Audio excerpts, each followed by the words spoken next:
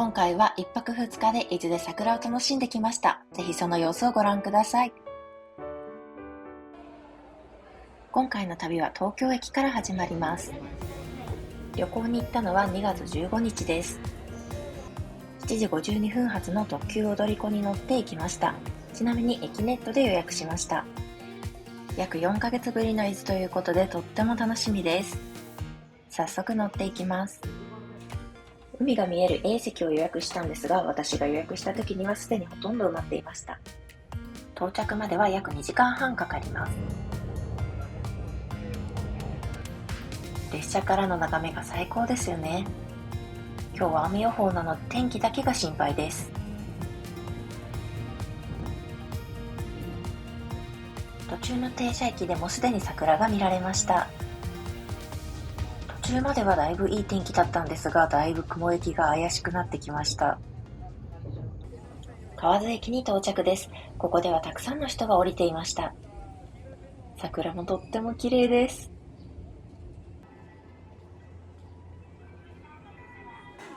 改札は大混雑していました。駅のトイレも行列だったんですが、教えていただいたこの商工会館は空いていました。2階と3階にトイレがあるんですが、3階は並ばずに入ることができました。早速桜祭りを楽しみたいと思います。桜祭りは2月いっぱいやっているんですが、今年はだいぶ咲いたのが早かったみたいです。菜の花も咲いていてとっても綺麗です。駅前からお店はたくさん出ています。ただ数日前からお腹が不調だったのでたくさん食べられなそうで残念です。この地図で言うと河津駅から下に向かってきたのですが、一度右の方に行ってみます。雨が降ったり止んだりしています。橋の上に来たんですが、橋から見る桜もいいですよね。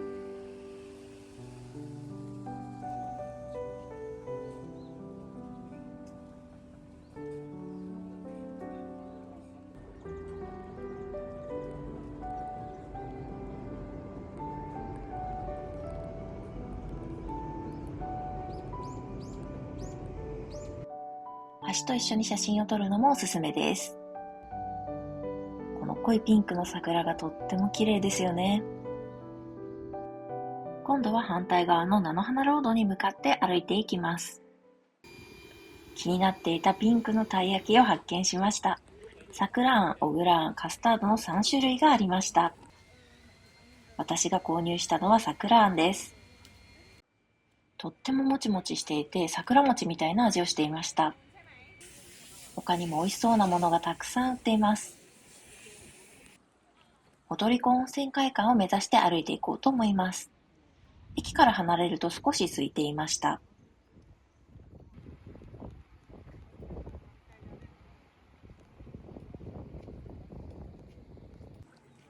みかんソフトクリームも美味しそうです。桜ももちろん綺麗なんですが、菜の花もとっても綺麗でした。ちゃんと座って休める場所というのはあまりなかった印象です。足湯もありました。9時から5時までやっているみたいです。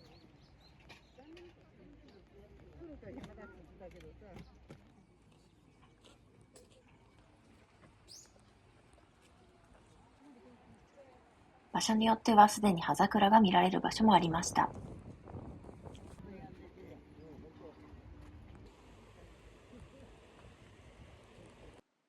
木宮橋のところまで来たので、もう少し進んでいきます。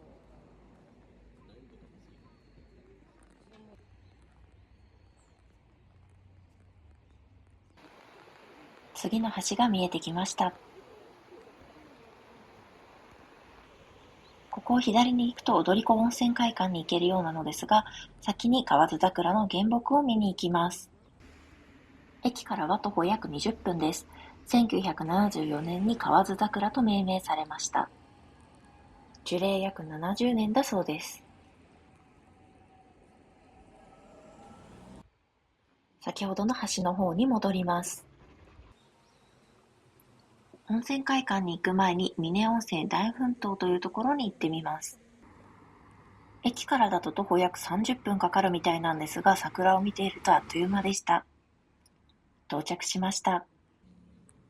1926年に掘削された温泉だそうです。敷地内には足湯もありました。1日に7回吹き上がるんですが、時間まであと30分くらいあったので、次の場所に先に行ってみます。徒歩5、6分で踊り子温泉会館に到着です。ここでは日帰り温泉を楽しむことができます。1000円で利用できてタオルレンタルもあります。支払いは現金のみでした。中には100円返却式のロッカーがあります。洗い場は全部で10カ所くらいだったんですが、ちょっと混み合っていました。ボディーソープやリンスインシャンプーは置いてあります。内風呂、露天風呂、サウナがあって、露天風呂は桜を見ながら入ることができました。ドライヤーもしっかり用意されています。桜を見ながら休憩できるというのも最高でした。休憩できるスペースも結構あります。こちらは入ると3時間まで利用することができて、このチケットは帰りに返却します。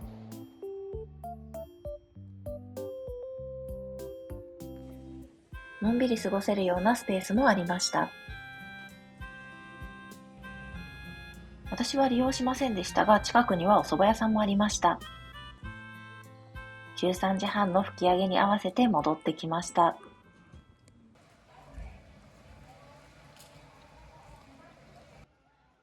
ここでは毎分600リットル、100度の温泉が30メートルまで吹き上がるそうです。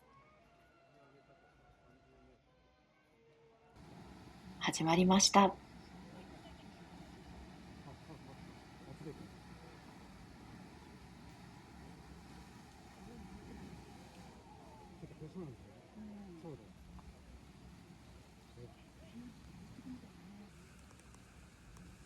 この距離で撮影していて、特に濡れるということはなかったです。約1分で終了しました。ここでは温泉で大奮闘卵を作れるというサービスもやっています。わさび肉まんというのも気になったんですが、食べたことある方いたらぜひ教えてください。徒歩数分の場所にバス停があるので、ここから乗っていきます。バスの発車時刻まで少し時間があったので、近くの高月堂に寄っていきます。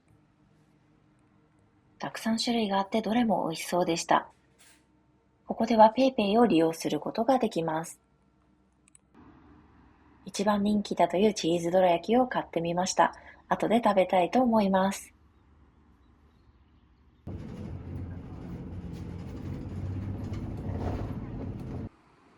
郵便局前というバス停で下車しました。気になっていたお店があったんですが、なんと休業中でした。近くでお店を探していたら良さそうなお店を発見しました。コーヒースタジオサテンです。お店の名前にも入っているようにコーヒーが一番の売りのようでしたが、デザートもたくさん種類があってどれも美味しそうでした。アルコールもあるみたいです。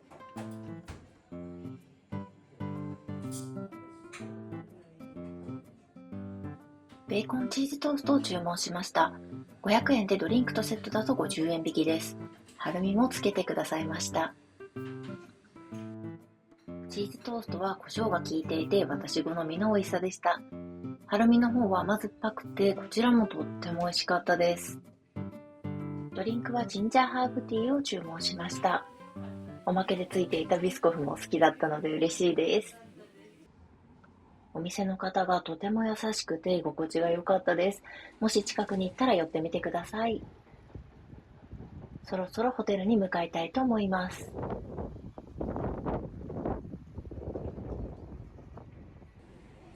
駅には伊豆の踊り子の像が置いてありました。電車に乗って伊豆急下田駅に向かいます。伊豆急行線で約13分で到着です。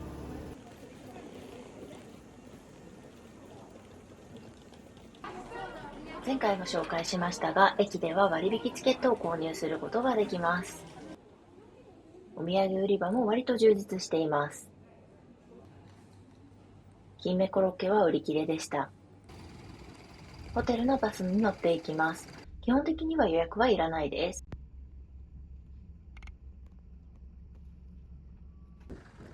前回もお世話になったホテル伊豆急に到着です。ロビーからの眺めもとってもいいですよね。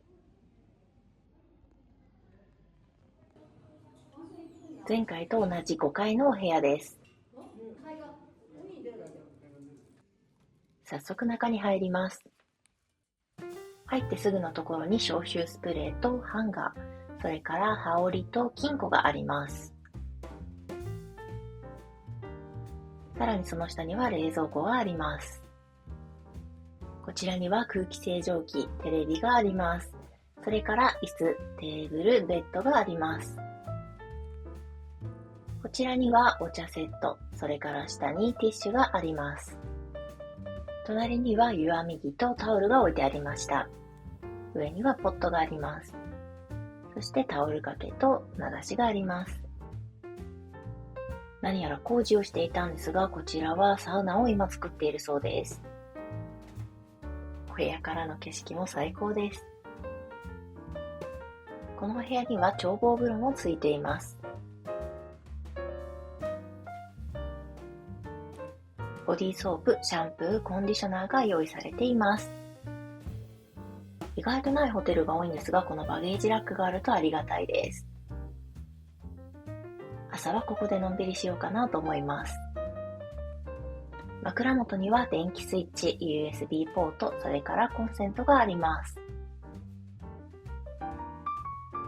エアコンの温度はお部屋で調整可能です。洗面台にはハンドソープとタオルが置いてあります。それからヘアブラシ、歯ブラシ、カミソリなどのアメニティがありました。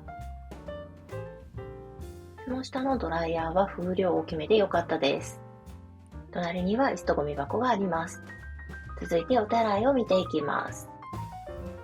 こちらはウォシュレット付きでとっても綺麗です。こちら前回宿泊した時が誕生日だったということでいただいたんですが、宿泊する際に誕生日が近いことを伝えるといただけるそうです。大浴場にはタオルが置いてあるので持っていかなくていいっていうのがとってもありがたいです。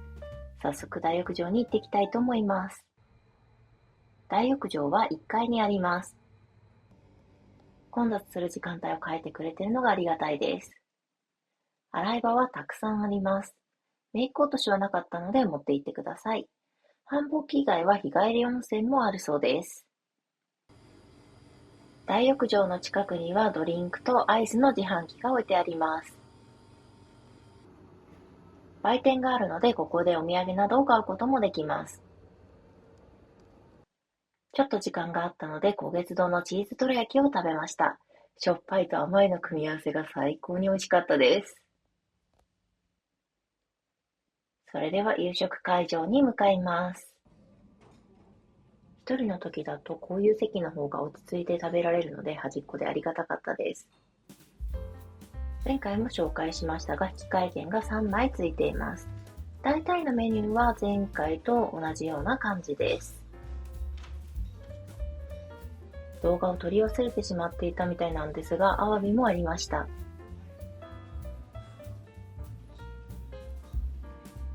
お刺身はマグロ、エビ、メダイ、ブリでした。海が近いということもあって、やっぱりお魚が柔らかくてとっても美味しかったです。お米はお願いしたら小盛りにしてくれました。こちらはエビの鬼柄焼きです。私これ初めて食べました。そしてこちらは私が大好きな金目鯛の煮付けです。最初に紹介した引換券3枚でこちらにあるものが食べられます。私が見た中では天ぷらが一番人気のようでした。別料金でアルコールを楽しむこともできます。こちらのデザートコーナーにはプリンや杏仁豆腐などたくさん種類があります。1枚につき2つ選ぶことができて、ケーキだったら4つ取ることができます。私はプリンとチョコレート、それからクリームチーズを選びました。デザートの種類が多くて甘党には嬉しいです。美味しくて全部食べきっちゃいました。デザートだけはお部屋に持ち帰ることが可能です。今回もすべてリザードに交換してきました。お部屋に置いてあった桜しぐれもいただきたいと思います。ほろほろとしていてとっても柔らかくて食べやすかったです。前回はなかったイルミネーションが施されていました。9時ぐらいからゴロゴロしていたんですが、いつの間にか寝てしまっていました。朝のお部屋からの景色もとっても素敵です。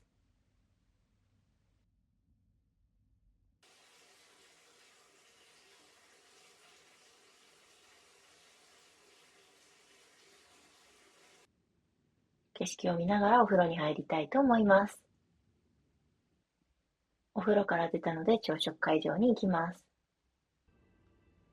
駐車場の桜もとっても綺麗に咲いていました。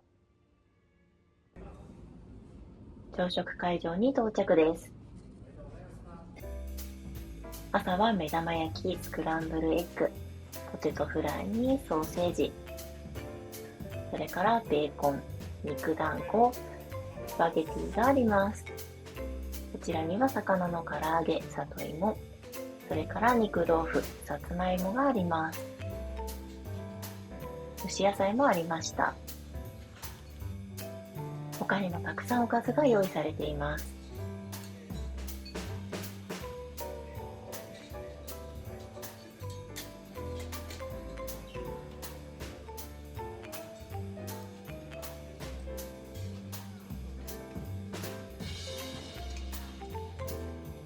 こちらにはフルーツが用意されています。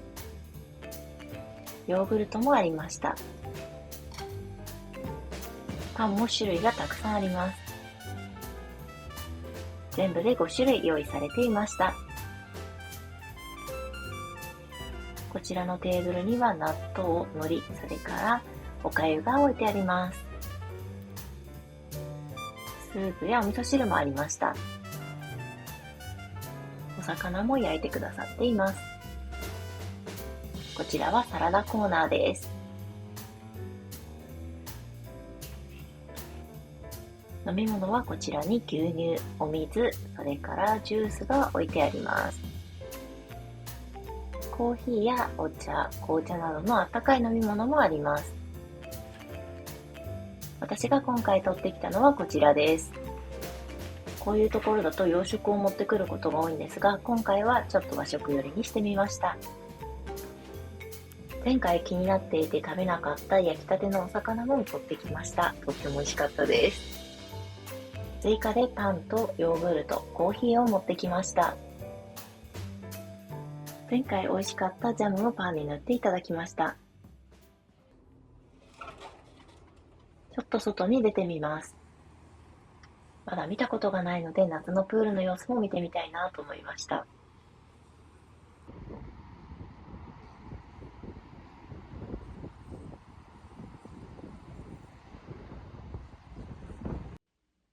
名残惜しいですが、このホテルを出発して次の場所に向かいたいと思います。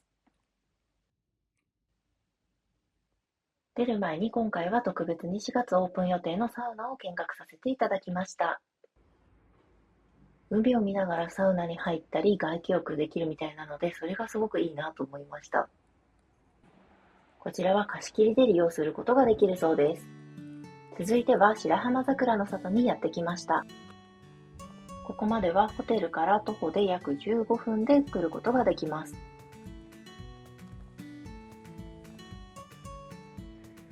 一部すでに葉桜になってしまったものもありましたが、まだまだこれから咲きそうな桜もありました。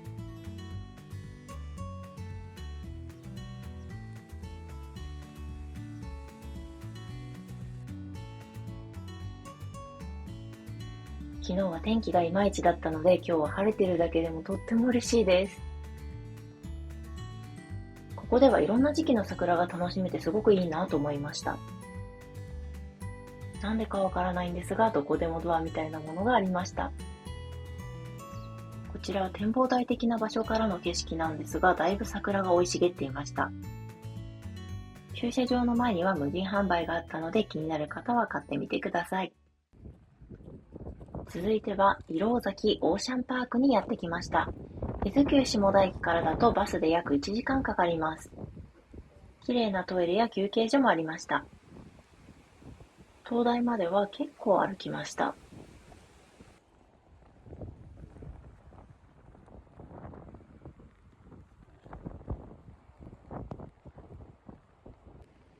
こちらの灯台は1871年に建てられて、1933年に建て替えが行われたそうです。さらに奥の方に進んでいきます。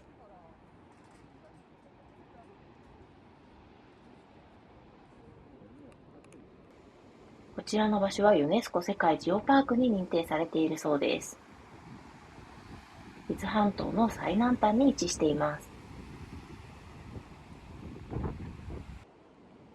こちらは熊野神社です。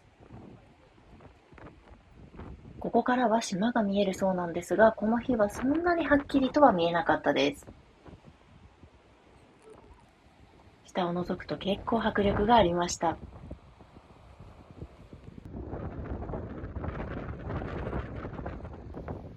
細い道を通って戻っていきます。結構上り坂が続くので歩きやすい靴がいいかもしれないです。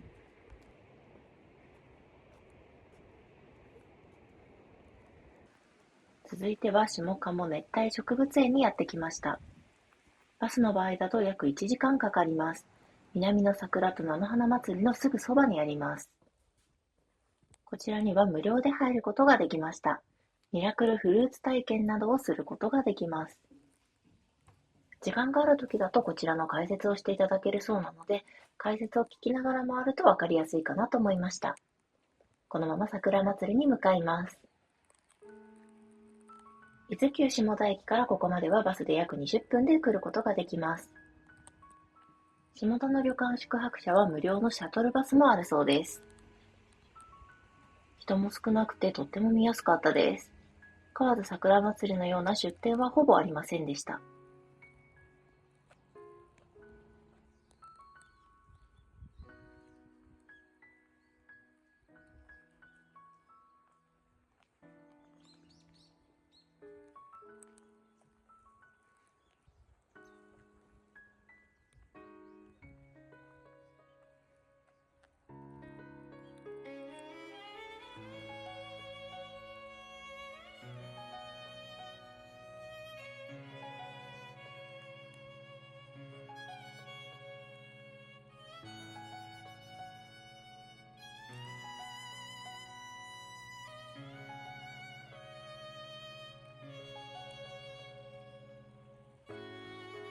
最初の熱帯植物園のあたりからずーっと進んできて、橋のところで折り返してきました。個人的には反対側の方が歩きやすかった気がします。桜並木を遠目で眺めるのも綺麗でとっても素敵でした。こちら側は道の駅からちょっと離れているので空いているのかなと思いました。3月10日まで夜の時間帯はライトアップした桜を見ることができます。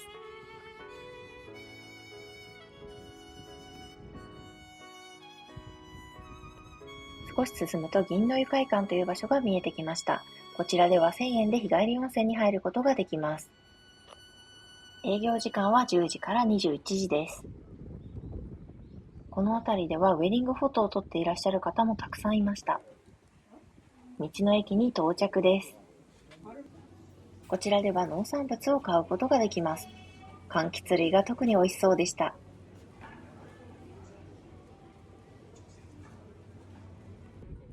出店会場を発見しました。私が見た限りではここだけだったと思います。ここでお昼ご飯を食べようかなと思ったんですが、強風のため断念しました。今いるこの道の駅のあたりから、この頻野というバス停に向かって歩いていきます。バス停までは徒歩約25分です。本数はそこそこありました。13時をすでに過ぎていたので、私はもうだいぶお腹が空いてきてしまいました。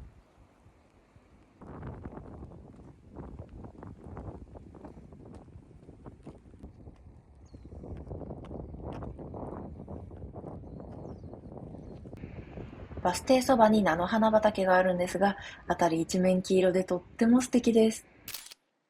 バスまであまり時間がなかったんですが、どうしても撮りたかったので、ここで私も写真を撮りました。1時25分のバスに乗って移動します。下田南というバス停で下車しました。バスで約15分です。前回歩いた記憶のある道を歩きます。左手には下田開国博物館があります。こちらには5月頃からジャスミンが見られる稜線寺もあります。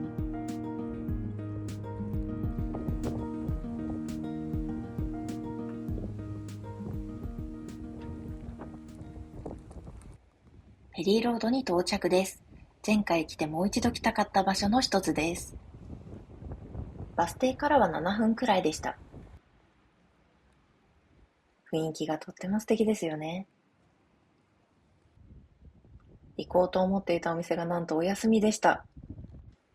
近くでいいお店がないかなと探していたら、金目鯛を食べられるお店を発見しました。こちら美食酒どころ門というお店です。カウンターとテーブル席がありました。静岡名物をいろいろ食べられるのが嬉しいポイントです。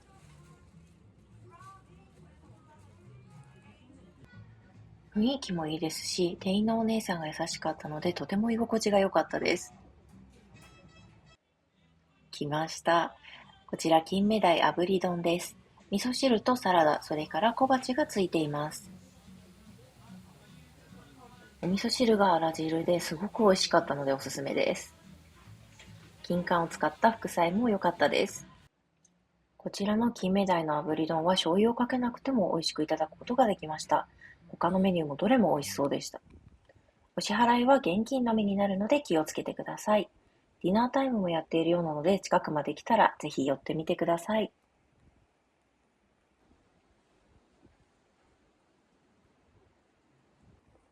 下田の街は歩くだけでも楽しいので、個人的にお気に入りの場所です。続いては邪総門というカフェにやってきました。徒歩約8分で到着です。お店のこのレトロな雰囲気が最高です。全国に5店舗あるそうです。こちらではゆったりとした時間を過ごすことができます。コーヒーの種類がたくさん用意されていました。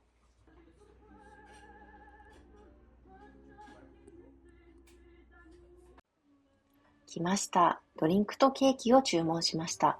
私が注文したのはこちらインディアンティーです。それからチーズケーキです。上にはコーヒーリキュールの香りを効かせた生クリームが乗っています。こちらのチーズケーキは程よい酸味が感じられました。上のコーヒーリキュールとの相性が最高です。都内にも店舗があるようなので行ってみたいと思います。こちらのお店もお支払いは現金のみでした。続いてやってきたのはよろずカフェラクラです。ですがこちらのお店も今日はお休みでした。観光地に行くとネットの情報が最新情報じゃなかったりするのでお気をつけください。帰りの電車までまだ少し時間があるので、こちらの下田時計台フロントに寄っていきたいと思います。喫茶メニューもお食事メニューもかなり充実しているみたいです。お店の中は落ち着いたレトロな雰囲気でした。駅前というのも魅力的ですよね。個人的に駅前のお店は当たり外れが大きいなと感じているんですが、こちらのお店は当たりでした。この紅茶が押されているようなので注文してみたいと思います。来ました。紅茶のシフォンケーキとドリンクのセットです。こちらの究極の紅茶は砂糖を入れなくても十分甘さを感じられて不思議でした。こちらのシフォンケーキは単品で590円で頼むこともできます。このシフォンケーキは甘すぎなかったので、ちょっと甘めの紅茶との相性が最高でした。こちらのお店は女性の店員さんがとっても優しくて、すごい居心地が良かったです。2階席もあるようで見させていただきました。結構広々としていたので、混んでいてもそんなに待つっていうことはないんじゃないかなと思いました。電車の時刻が近づいてきたので駅に戻ります。2日くらい前でも今日の分は 35% オフで買うことができました。帰りもまた踊り子に乗って帰りたいと思います。今回も海側を予約しました。帰りも列車の中から桜を楽しむことができてとっても嬉しかったです。